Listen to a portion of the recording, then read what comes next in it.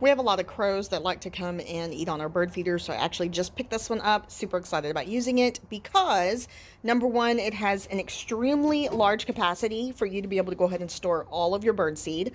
Two, you can actually go ahead and hang it with this little strap that's actually this little bar that's all the way around the top. Or you can actually go ahead and use this mounting bracket, and it has all the parts, comes with all the parts for you to be able to go ahead and actually mount it from the base. The reason why I bought it is because it actually has this little spring-loaded step, I guess. So when the birds are actually sitting on it, when they come and they land, this will actually go down and it will close off all of these holes, which prevents squirrels from getting your feed. But at the same time, our crows are super heavy. So as it sits on there, as they're trying to go ahead and get into it, they're going to end up actually squishing this and they're not going to get any feed.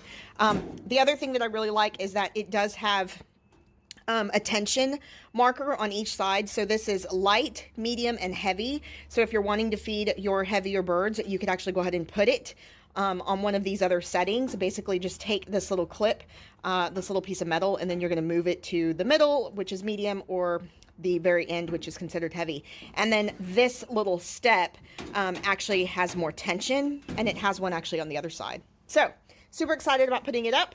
I'm going to go ahead and do that, and I'll show you what it looks like. Okay, so that's for my squirrel, and then this will be for my birds. Again, I don't want crows going ahead and getting on here and eating, so I put it on the lightest setting. And as well as the squirrel trying to get up here, he's going to step on it, it's going to close, he's not going to be able to get in it. So, thanks for watching, guys. You guys have a great day.